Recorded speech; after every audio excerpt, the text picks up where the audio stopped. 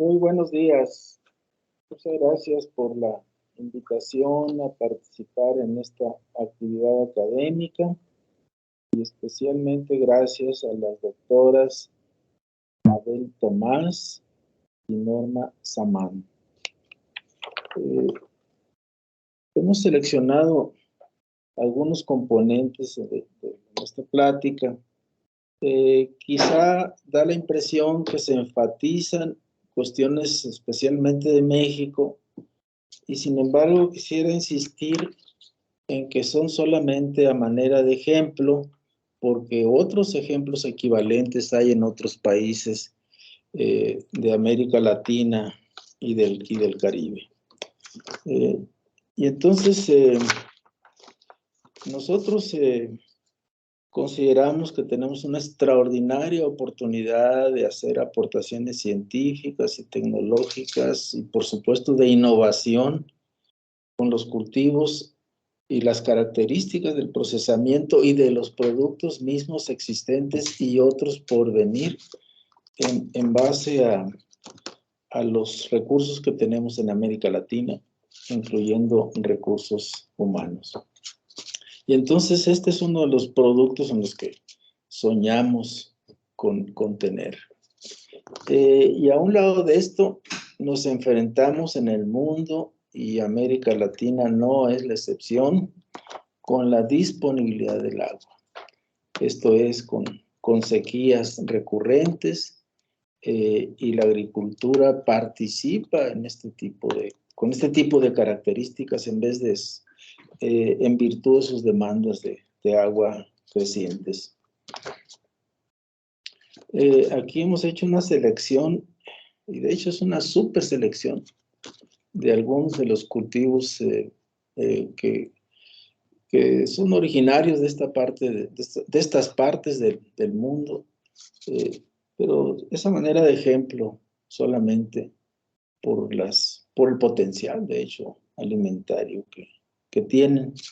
Y aquí nosotros queremos rendir tributo a los agricultores y a los campesinos de nuestra región, desde las tecnologías más sencillas hasta las tecnologías más elaboradas en la que se desenvuelve la agricultura y los agricultores y los campesinos de nuestros países.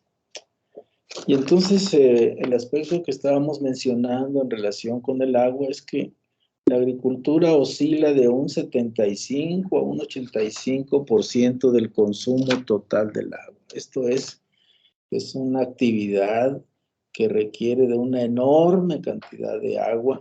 Aquí hemos seleccionado algunos de los cultivos en base a sus requerimientos acuosos, y señalar que la agricultura recibe el agua con una pureza aceptable, y sin embargo el agua que utiliza la agricultura va llena de agentes químicos que la planta no pudo utilizar. Y esos agentes químicos no utilizados van a los ríos, a los lagos, al mar, al subsuelo, generando importantísimas contaminaciones químicas. Aquí está una selección de la eficiencia que tienen las plantas para utilizar, en este caso, fertilizantes, pero eso es un ejemplo. Esto es una enorme cantidad de agentes químicos que la planta no puede utilizar, y consecuentemente los efectos de contaminación que habíamos mencionado antes. Y abajo, es solamente un ejemplo de que los volúmenes de desperdicio o de subproductos que genera la agricultura son extraordinariamente elevados. Y en agriculturas en las cuales son 3 cultivos al año, de 2 a 3 cultivos al año, entonces los volúmenes de desperdicio al entorno de subproductos, en el mejor de los casos, son extraordinariamente elevados. Por ello, la enorme necesidad de desarrollar tecnologías para minimizar esos materiales no utilizados o no utilizados inteligentemente. Y para ello hay necesidad de modificar la arquitectura de la planta. La planta en promedio, por supuesto, y insistimos en el promedio, la parte comestible es de alrededor de un 25% y un porcentaje elevadísimo, alrededor del 75%, como está aquí señalado. Son desperdicios en el mejor de los casos y en algunos casos solamente, valga la redundancia, son subproductos. Modificar genéticamente la arquitectura de la planta para revertir este porcentaje. Esto es que el 75% más de la arquitectura de la planta fuera comestible. Es uno de los grandes y enormes retos que tenemos por delante, dentro de los otros retos que hemos mencionado. Y aquí en forma selectiva, seguramente ustedes han sido testigos que en las últimas décadas hubo una extraordinaria tendencia a producir biocombustibles, especialmente a partir de maíz y de caña de azúcar. En el caso del maíz, el 22 al 41%, como está señalado aquí, del peso total de la planta es almidón. Y en el caso del grano, del 72 al 75% del grano es almidón. De ahí vino la idea de hacer fermentaciones con enzimas, especialmente Saccharomyces, para producir biocombustibles. Sin embargo, ese es un enorme y extraordinario error ecológico, utilizar al maíz para producir biocombustibles cuando hay muchos otros materiales, como los desperdicios que hemos señalado, que son susceptibles, extraordinariamente susceptibles para desarrollar tecnología y producción de biocombustibles u otras alternativas que, por cierto, están contenidas en los propios subproductos, como lo veremos un poco más tarde. Y entonces este es un ejemplo porque la cuestión de la nixtamalización del país tuvo sus bases en México y en Guatemala. Y es una tecnología, bajo nuestra óptica, la más sencilla posible en el mundo y que simultáneamente origina las más profundas transformaciones funcionales que ocurren en el sustrato, en este caso el maíz. México desarrolló una tecnología a base de la tecnología empírica utilizada por nuestras sociedades para la producción de harinas nixtamalizadas. Y entonces una empresa mexicana en la que tuvimos nosotros la suerte de participar, buscando materiales genéticos que dieran tortillas con mejor estabilidad en base al endospermo del maíz, más suave, más fuerte, etc. Y entonces ahora son empresas muy poderosas, internacionales incluso, porque no solamente se trata de producir tortillas, sino snacks, que son harinas nixtamalizadas. Y nosotros decimos que esta es una de las tecnologías más sencillas del mundo y que generan profundas transformaciones en virtud de que es un tratamiento térmico alcalino acuoso. Ese es el tema de la película y consecuentemente el proceso mismo es relativamente sencillo. Más complicado es seleccionar los materiales, el sustrato, en este caso otra vez pues el maíz, y el proceso mismo para dar un material, en este caso tortillas o snacks, que tengan la textura, la estabilidad, el sabor, la funcionalidad que requiere el consumidor. Y eso lo ha hecho un proceso internacional muy importante. Y la verdad es que genera, como decíamos, extraordinarias transformaciones, algunas negativas, pero al final las transformaciones que originan resultan ser positivas en el balance general, porque mejora la digestibilidad, el PER, el valor biológico, la fibra, y sin embargo hay otras cosas en las cuales se pierden durante el proceso, pero al consumidor le gusta la textura, la funcionalidad, etcétera. Y adicionalmente a eso, una de las grandes características de este proceso es que es una extraordinaria fuente de calcio. Y como sabemos, el calcio, la fuente por excelencia son los productos lácteos, y no todas las clases sociales en nuestros países tienen acceso a calcio por los productos lácteos. Entonces, los productos nixtamalizados, no solamente la tortilla, es una extraordinaria fuente de calcio por la cal que se utiliza en el proceso. Sin embargo, a un lado de toda esta belleza que hemos mencionado, resulta que el proceso utiliza mucho agua, de 3 a 10 litros de agua en forma conservadora.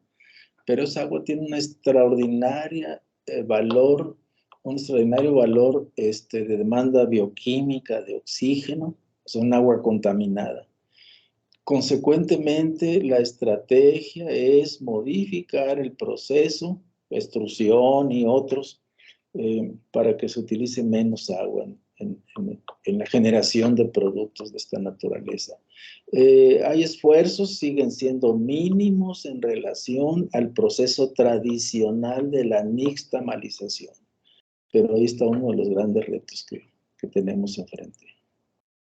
Publicaciones científicas básicas que nos sirvieron de base para la revisión tecnológica que hicimos en una revista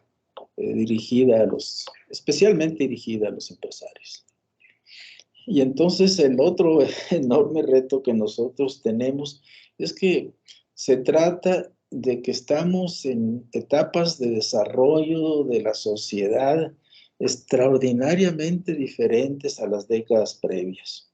Y entonces, con esta cuestión de infecciones virales, resulta que la vacuna natural por excelencia son los alimentos, alimentos saludables. Y de ahí, por supuesto, los retos que nosotros tenemos para participar en la producción, en el desarrollo de materiales genéticos, en la selección, el procesamiento, etcétera, etcétera, de tal manera que esa función de vacunas naturales de los alimentos se ejercen a plenitud, y ahora dirigidas a un público que tiene una enorme tendencia a la obesidad.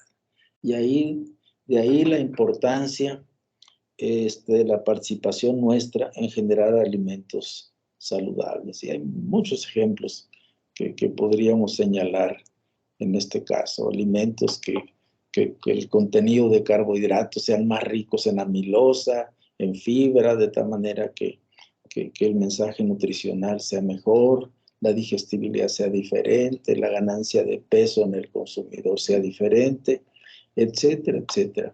Proteínas, por supuesto, diferentes, o péptidos. Y entonces en la región, en América Latina, en el Caribe mismo, tenemos recursos que tienen una extraordinaria potencialidad alimentaria, nutracéutica, funcional en lo general, que habían estado olvidados, y que estamos nosotros participando en el rescate de los mismos y en el énfasis que estos materiales tienen y deben tener para que participen más inteligentemente en la producción de alimentos de alta calidad, alimentos saludables, decimos. Y entonces ahora está de moda la búsqueda de la sustentabilidad, y en el caso nuestro de macromoléculas como son las proteínas, los carbohidratos, por supuesto las fibras, los aceites y demás. Y entonces dentro de estos cultivos potenciales de alta potencialidad, nosotros le hemos prestado una enorme atención al amaranto.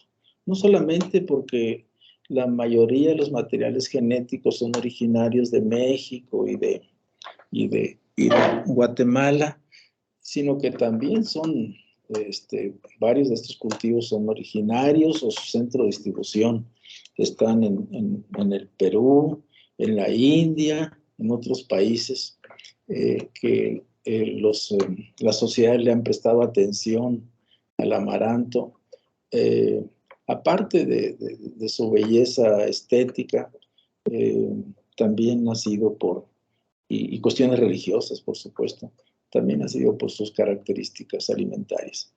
En nuestro caso, al amaranto le hemos prestado atención y hasta publicamos un libro sobre las características generales de la planta, agronómicas, sobre la composición de la semilla, en términos del tipo de proteínas, de carbohidratos, de aceites, de fibra y demás, pero sí tenía un enfoque todavía general. Posteriormente hemos investigado las proteínas del amaranto, las proteínas de reserva. Tuvimos la fortuna de ser los primeros científicos en estudiar las proteínas de reserva del amaranto, y a esa proteína de reserva mayoritaria, más del 50%, por cierto, le llamamos amarantina. Y bajo nuestra óptica, la amarantina, la proteína de reserva del amaranto, es la proteína vegetal más nutritiva que existe en la naturaleza conocida hasta ahora. Y entonces esa proteína de reserva del amaranto, nosotros después de muchos años modificamos genéticamente al maíz. El valor nutritivo del maíz en forma natural y medido por uno de sus indicadores nutritivos, como es el PER, de una escala de 0 a 2.5 es 0.9, 1, 1.1, es más o menos el PER del maíz en forma natural. Con la inserción de la amarantina al maíz, especialmente al grano de maíz, después de una buena cantidad de años de trabajo, nosotros duplicamos el valor nutritivo del maíz, medido por el PER y por otros indicadores, el tipo de aminoácidos esenciales, etcétera, etcétera. Independientemente de la afinidad que tengamos o no por la generación de materiales transgénicos. Pero el mejoramiento ha sido extraordinario. Por el otro lado, a esa proteína de reserva, que tiene un componente, la proteína, que está asociado a sus componentes, sus péptidos, a la hipertensión. Nosotros enriquecimos esa proteína y la hemos expresado en Escherichia coli. Entre otros tipos de investigación, como péptidos bioactivos del amaranto que hemos investigado. Y por supuesto que en el mundo, en Argentina mismo, tenemos y otras partes, por supuesto, de América Latina y del Caribe, y en este caso del mundo, tenemos colegas que están haciendo investigaciones muy importantes en relación a este cultivo, porque entre otras bellezas, crece en condiciones ambientales sensiblemente adversas. Creemos que tiene un enorme futuro en colaboración, en conjunto con otros materiales genéticos. Y entonces un extraordinario campo científico de desarrollo actual son los péptidos. La hidrólisis de las proteínas en formas diversas, de tal manera de generar péptidos que tengan funciones nutracéuticas y abiertamente medicinales. Y el amaranto ahí y los otros materiales genéticos de América Latina que estamos revisando hoy, tienen la capacidad de la generación de péptidos con extraordinarias potencialidades en los campos que estamos señalando. Consecuentemente, vale la pena prestarle atención a campos científicos como este que está aquí mostrado. Y bueno, es claro la importancia que la chía ha recibido por nuestros colegas en Iberoamérica. Es claro también que la doctora Aros y sus colaboradores y colaboradoras han hecho extraordinarios esfuerzos por organización de eventos alrededor de la chía. Y ciertamente es un cultivo que lo merece en virtud de sus extraordinarias potencialidades, como están aquí señalado en su composición, en el caso de fibra, por supuesto en el caso de lípidos, como también están señalados especialmente ácidos grasos mono y poliinsaturados, como están ahí señalados, y consecuentemente, y adicionalmente, perdón, pues la característica misma de la proteína y otras bellezas que tiene este cultivo. Entonces, bajo nuestra óptica hay un extraordinario potencial, y el otro que está llegando a los mercados, no solamente en nuestros países, que de hecho se está tardando más en tener más potencialidad en nuestros países, sino en otros lugares del mundo, Europa, Japón y demás. La quinoa, por todas sus características agronómicas y nutricionales, tiene un extraordinario potencial, especialmente por sus flavonoides, la quercetina o los derivados de la misma, el alto nivel de antioxidante que tiene. Y el otro cultivo que es del mismo género y que nuestros colegas en América Latina han encontrado que por muchos años se pensó que el cañigua era como la quinoa, o era el mismo cultivo. Se ha encontrado que no es así, y esta planta de hecho tiene un enorme potencial en algunos lugares por la cosa geográfica, la altitud, etcétera, el clima. Este cultivo tiene una mayor potencialidad que incluso la quinoa en este tipo de lugares. Entonces, los trabajos de nuestros colegas en este tipo de cultivos son francamente reconocibles y muy estimulantes. Y bueno, sabemos que antes de la llegada de los españoles, la maca ya era un cultivo importante en la región de Perú, quizá Bolivia, o por lo menos en esa zona del Amazonas. Pero también sabemos que en las últimas décadas maca está recibiendo una extraordinaria atención por las características que están aquí señaladas, y pensamos que los trabajos alrededor de cultivos como este, entre varios otros, son algunos de los lugares en los que nuestros esfuerzos deberían concentrarse más inteligentemente. Como sabemos, las cactáceas tienen un enorme potencial alimentario y nutricional y nutracéutico. Nosotros hemos trabajado mucho con la planta y con sus hojas, los cladodios, y por supuesto con la fruta, que es la tuna. Y la tuna, como sabemos, hay tunas que tienen una maduración lenta, intermedia y una maduración rápida, alta. Y hemos investigado las razones de estas tendencias que tiene la fruta, la maduración. Y también hemos investigado profusamente los cladodios, el contenido de compuestos polímeros que tienen los cladodios y que ayudan al secuestro de azúcar en la sangre. Pero son solamente algunas de las opuntias crecidas en determinadas características geográficas que tienen ese comportamiento. Los otros lo tienen, pero hay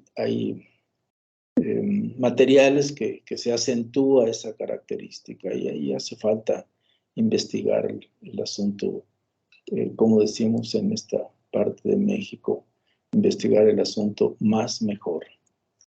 Y entonces nosotros, en base a las características que tiene este cultivo, hemos soñado con convertirlo en un reactor, en virtud de que la planta crece en condiciones ambientales adversas, modificarlo genéticamente de tal manera que la planta pueda expresar algunos compuestos de alto valor, especialmente de valor terapéutico, y poderlos extraer posteriormente.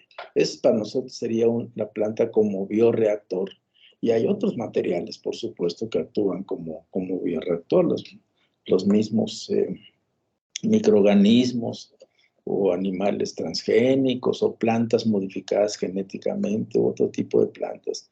Para nosotros, el nopal debería ser estudiado más profusamente y ser considerado como un bioreactor. Y entonces otro de los cultivos que fue olvidado es este tipo de maíz. Y entonces cuando el consumidor no recurre a este tipo de materiales genéticos, por supuesto que los agricultores no lo cultivan. Y entonces hay una enorme cantidad de maíces con diversas características que se han perdido para siempre en virtud de ese tipo de comportamientos de la sociedad. Y entonces ahora hay una tendencia fuerte al uso de materiales pigmentados.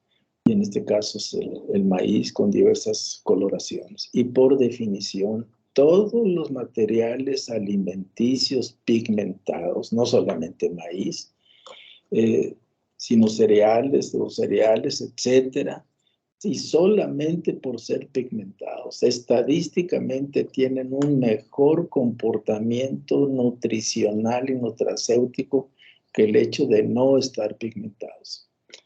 Y entonces ahí fue un enorme error de las culturas de nuestros países al haber seleccionado maíces sin pigmentos, maíces blancos, para elaborar tortillas y harinas nixtamalizadas, dejando de lado los materiales pigmentados, cosa que está siendo corregida con las diversas tendencias que se observan.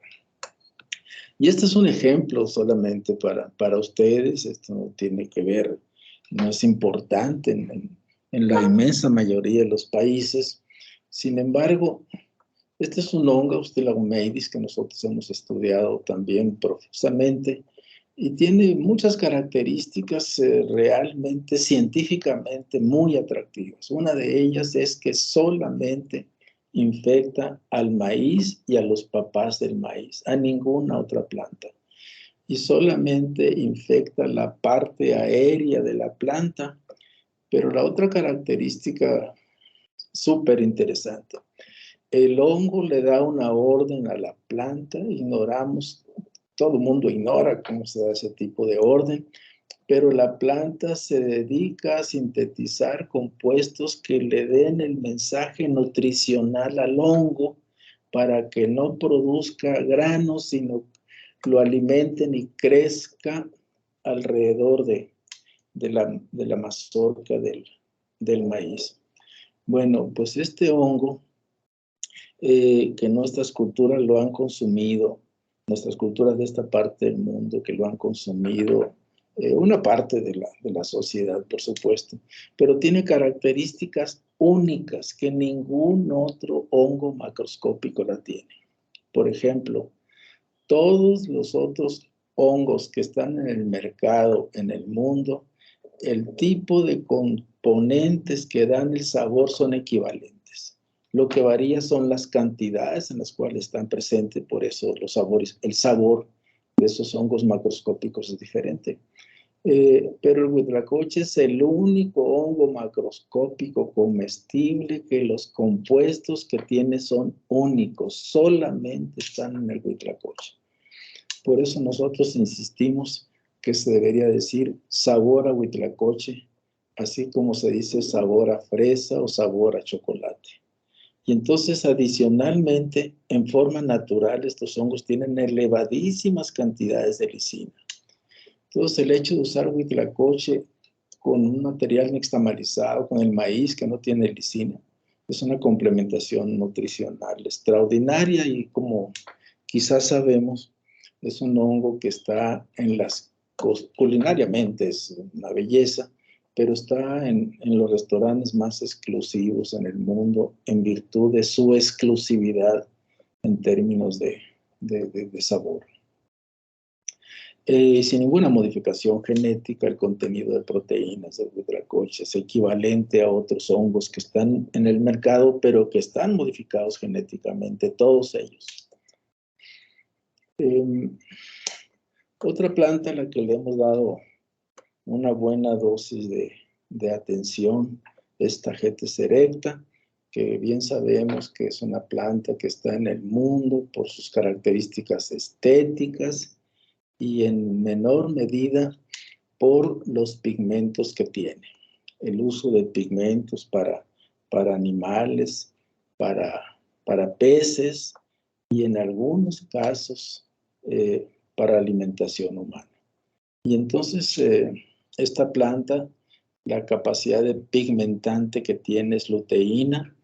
En algunos materiales genéticos y solamente en algunos materiales genéticos hay zeaxantina. Y zeaxantina tiene una estabilidad térmica y química mucho más elevada que luteína y tiene una capacidad pigmentante mucho mejor que luteína. Sin embargo, los materiales genéticos tienen principalmente y en ocasiones exclusivamente luteína.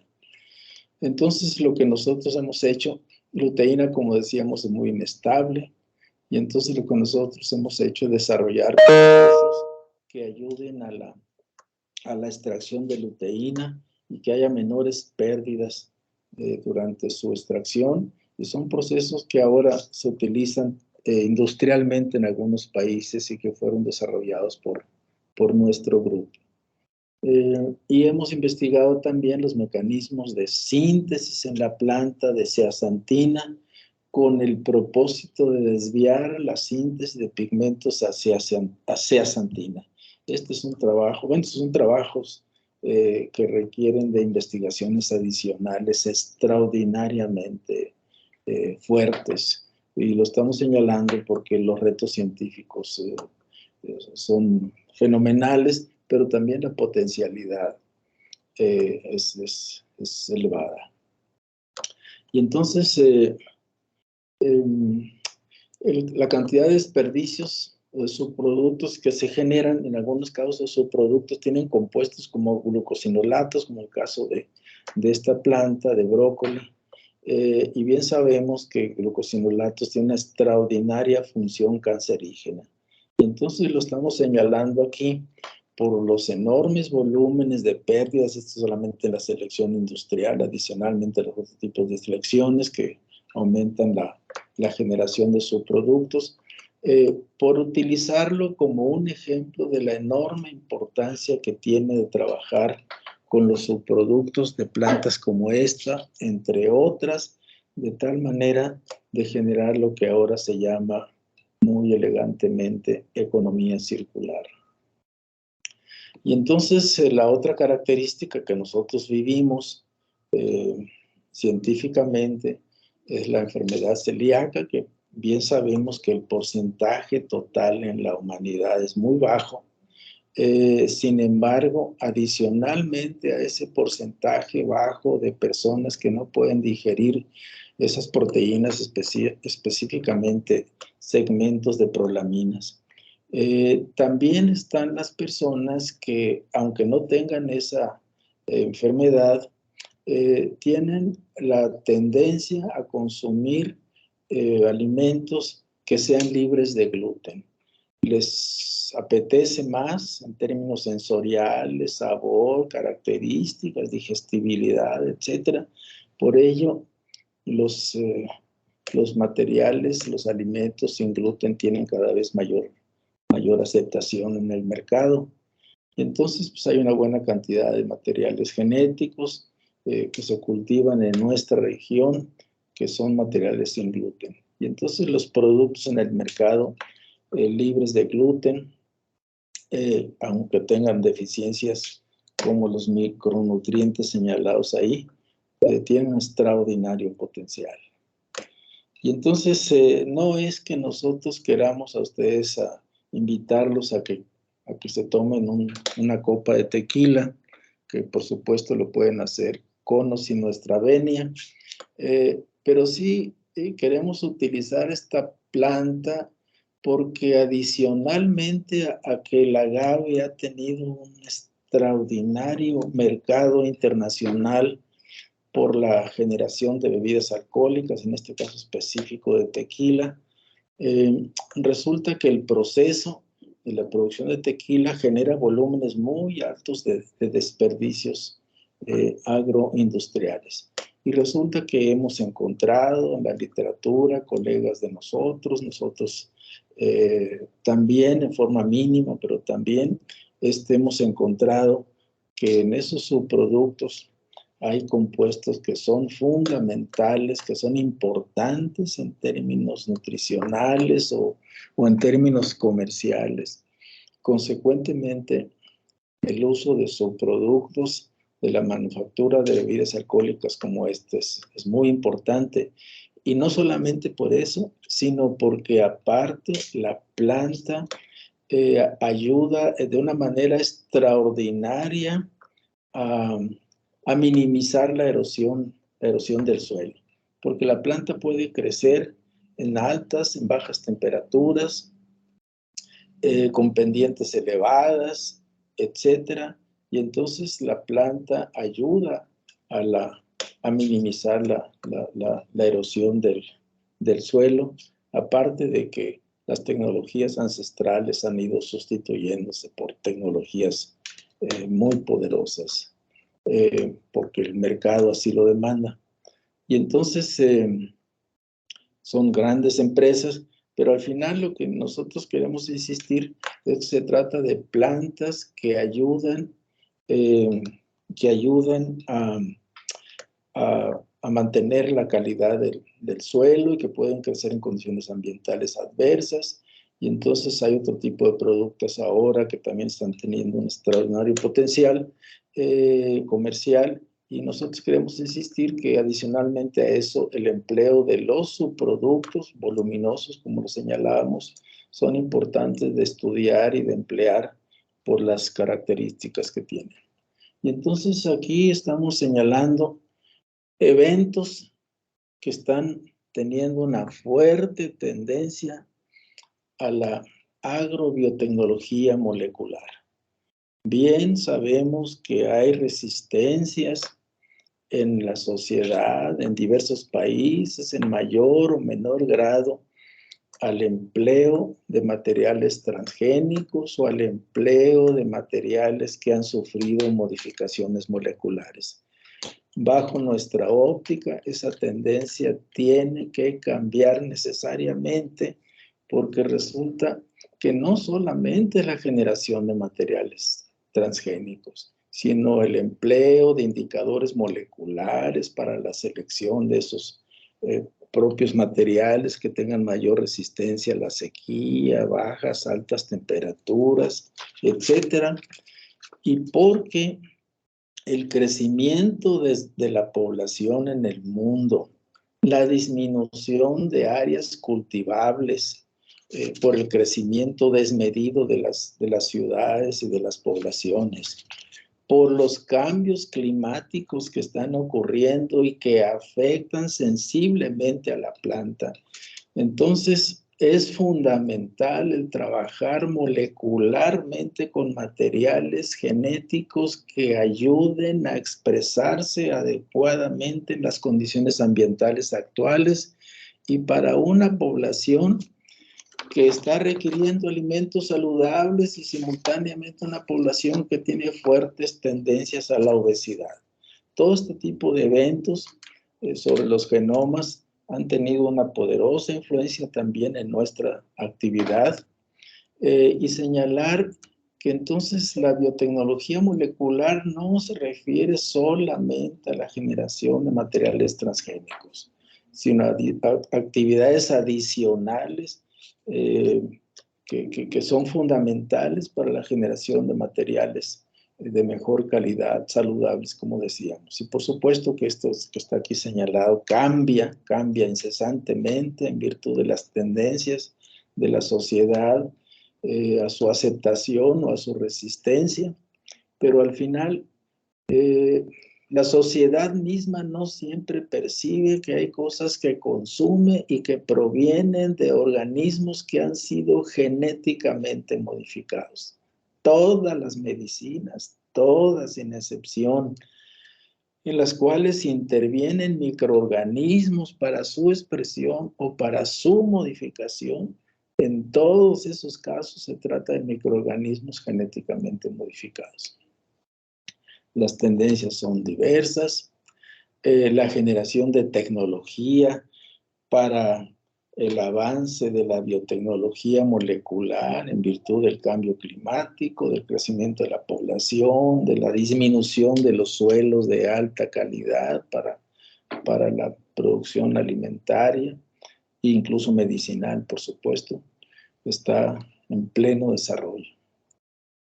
Y entonces, no dejemos de lado que en promedio, por supuesto, en algunas regiones más, en otras regiones menos, pero en promedio, las poblaciones de América Latina y del Caribe utilizan profusamente hierbas, extractos de plantas, pedazos de plantas, etcétera, para funciones medicinales. Consecuentemente, el papel de nosotros en las investigaciones sobre este tipo de materiales genéticos es fundamental. Y entonces estamos muy contentos en este entorno porque muy recientemente dos colegas de nosotros, las doctoras Rit Barrepo Carrasco Valencia, Mabel Cristina Tomás, han fungido como editoras de esta publicación. Yo tengo el privilegio de ser el editor general de una serie que llamamos Food Biotechnology and Engineering, y este fue el primer libro que nosotros publicamos en esta serie. En este momento tenemos 3 publicaciones, 3 libros, y antes de finalizar el año tendremos 6.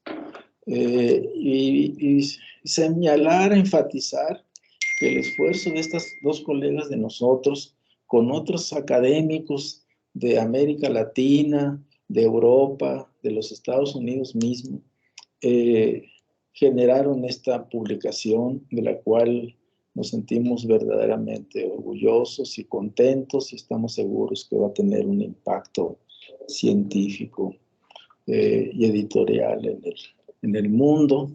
Y entonces ahora la doctora Aros con otros colegas está a punto de publicar un libro adicional con ciertas similitudes con este que tenemos aquí nosotros enfrente. Y entonces quisiera terminar por señalar que estamos muy contentos de participar en estas actividades que se están organizando en América Latina y en general en el mundo iberoamericano, y que tenemos colegas con un extraordinario potencial y preparación científica, de la cual, como decíamos, estamos orgullosos.